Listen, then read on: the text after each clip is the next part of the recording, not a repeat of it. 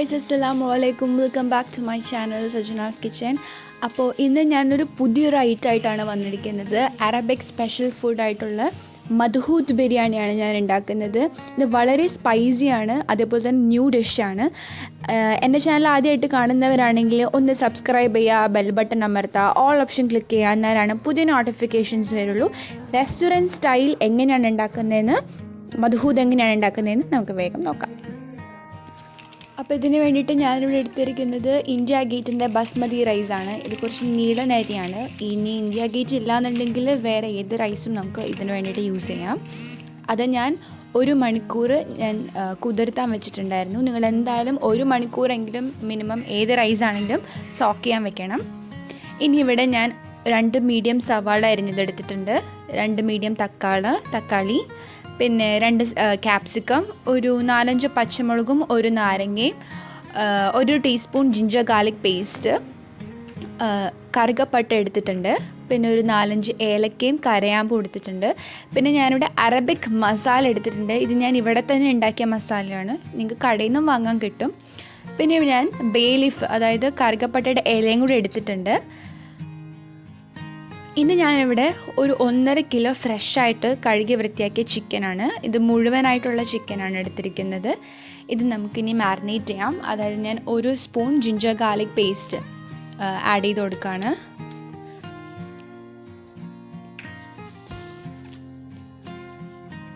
ഇതിലേക്ക് ഒരു full lemon juice, നാരങ്ങ പിഴിഞ്ഞത് ആഡ് ചെയ്ത് കൊടുക്കാം. ഒരു ഫുൾ നാരങ്ങ ഞാൻ എടുത്തിട്ടുണ്ട് ഇവിടെ. പിന്നെ എരിവിനനുസരിച്ച് കുരുമുളക്, ഞാനിവിടെ 1 സ്പൂൺ കുരുമുളകാണ് എടുത്തിരിക്കുന്നത്.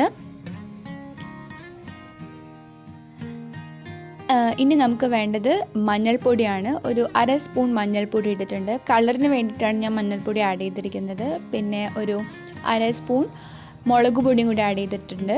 ഇനി ആവശ്യത്തിന് ഉപ്പും കൂടി ചേർത്തിട്ടുണ്ട്. ഇനി നമുക്ക് വേണ്ടത് ഒലിവ് ഓയിലാണ്.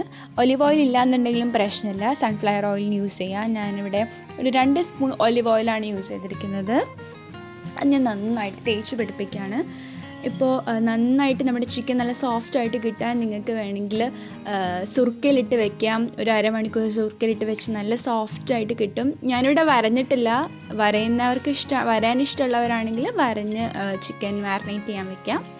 നന്നായിട്ട് അപ്ലൈ ചെയ്ത് കൊടുക്കുകയാണ്. നമ്മുടെ ചിക്കൻ വിനാഗിരിയിൽ മുക്കി വയ്ക്കുമ്പോൾ നന്നായിട്ട് സോഫ്റ്റായിട്ട് കിട്ടും.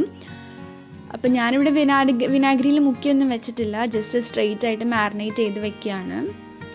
ഞാനിവിടെ എൻ്റെ ചിക്കൻ 2ആയിട്ട് കട്ട് ചെയ്തിട്ടുണ്ട്. ഇത് ഞാനൊരു 2 മണിക്കൂറോ 1 മണിക്കൂർ ആ ഒരു ടൈമിൽ ഫ്രിഡ്ജിൽ മാരിനേറ്റ് ചെയ്യാൻ വെക്കുകയാണ്. ഫ്രിഡ്ജിൽ മാരിനേറ്റ് ചെയ്യുമ്പോൾ നന്നായിട്ട് പിടിക്കും. അപ്പോൾ മാരിനേറ്റ് ചെയ്ത് കഴിഞ്ഞതിന് ശേഷം ഞാനൊരു പാനിൽ ഇതേപോലെ കുറച്ച് ഓയിൽ ആഡ് ചെയ്തിട്ട് ഞാനൊന്ന് 10 മിനിറ്റ് കുക്ക് ചെയ്യാൻ വെക്കുകയാണ്. 10 മിനിറ്റ് ഹാഫ് കുക്കാണ്, അപ്പോൾ ഹാഫ് കുക്ക് ചെയ്യുക. ഇപ്പോൾ നമ്മുടെ ചിക്കൻ ഹാഫ് കുക്കൊക്കെ ഒരു 10 മിനിറ്റ് കഴിഞ്ഞ് പകുതി ഭാഗം വെന്ത് കിട്ടിയിട്ടുണ്ട്. ഇനി നമുക്ക് ഗ്യാസ് ഓണാക്കി വേറൊരു പാൻ വയ്ക്കുക. ബിരിയാണി ഒക്കെ ഉണ്ടാക്കുന്ന ഒരു പാൻ വയ്ക്കുക. അതിനകത്തേക്ക് കുറച്ച് ഓയിൽ ആഡ് ചെയ്യാം, ഒരു 5 വലിയ സ്പൂൺ ഓയിൽ. ഇതിനകത്തേക്ക് നമ്മുടെ സവാള ആഡ് ചെയ്ത് കൊടുക്കാം. ഒരു 2 മീഡിയം സവാള അരിഞ്ഞത് ആഡ് ചെയ്ത് കൊടുക്കാം. വേഗം വാടി കിട്ടാൻ വേണ്ടിയിട്ട് നിങ്ങൾക്ക് കുറച്ച് ഉപ്പും കൂടി ആഡ് ചെയ്യാം.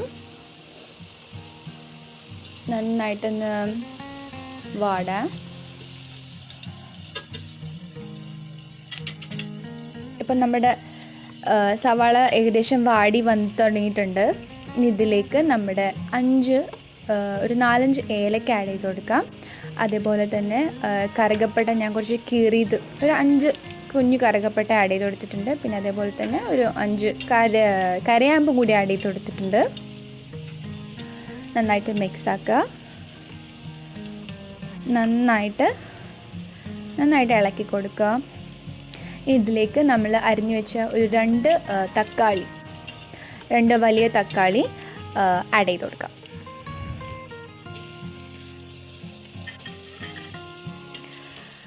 നന്നായിട്ട് ആഡ് ചെയ്ത് കൊടുക്കുക. ഇനി ഞാനിവിടെ ഒരു 4-5 പച്ചമുളക് ആഡ് ചെയ്തിട്ടുണ്ട്. മുഴുവനായിട്ടാണ് ഞാൻ ആഡ് ചെയ്ത് കൊടുക്കുന്നത്. കീറിയും ഇടുകയാണെങ്കിൽ അങ്ങനെ ഇടാം. എരിവിനനുസരിച്ച് നിങ്ങൾക്ക് പച്ചമുളക് ആഡ് ചെയ്യാം. അതും നന്നായിട്ടൊന്ന് വഴറ്റിയെടുക്കാം.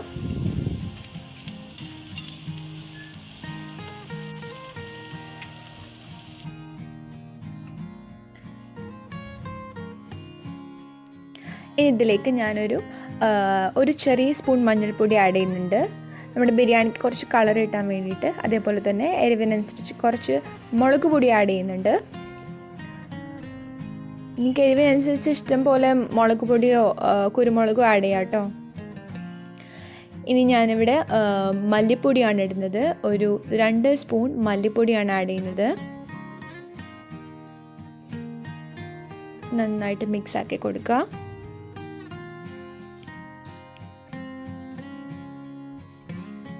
ഇനി ഇതിലേക്ക് നമ്മൾ അരിഞ്ഞു വെച്ച ഒരു 2 മീഡിയം ക്യാപ്സിക്കം ആഡ് ചെയ്ത് കൊടുക്കാം.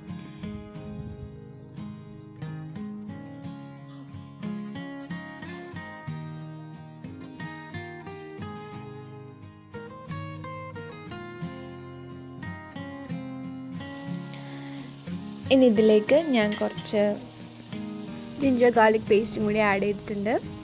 ഇനി നമുക്ക് വേണ്ടത് അറബിക് മസാലയാണ്. ഞാൻ ഇവിടെ തന്നെ വീട്ടിൽ തന്നെ ഉണ്ടാക്കിയ മസാലയാണ്.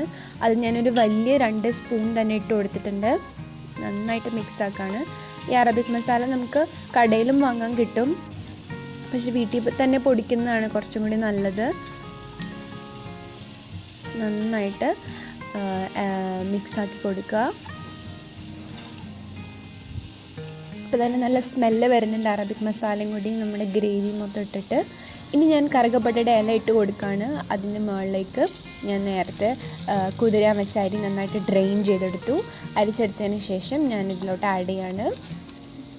മുഴുവനായിട്ട് ആഡ് ചെയ്ത് കൊടുക്കാം. 1 കിലോ റൈസ് ഉണ്ടായിരുന്നു, ഇത് നീളനരിയാണ് ഞാൻ എടുത്തത്. എന്നിട്ട് അത് നന്നായിട്ട് നമ്മുടെ മസാലയിലും മിക്സ് ആക്കി കൊടുക്കുക. പിന്നെ മിക്സ് ആക്കി കൊടുക്കുമ്പോൾ നമ്മുടെ റൈസ് ഉടഞ്ഞു പോകാതെ ശ്രദ്ധിക്കുക. നന്നായിട്ട് മിക്സ് ആക്കി കൊടുക്കുക. ഇപ്പം തീ ഒന്ന് ജസ്റ്റ് ഒന്ന് മീഡിയത്തിൽ ആക്കി കൊടുക്കുക.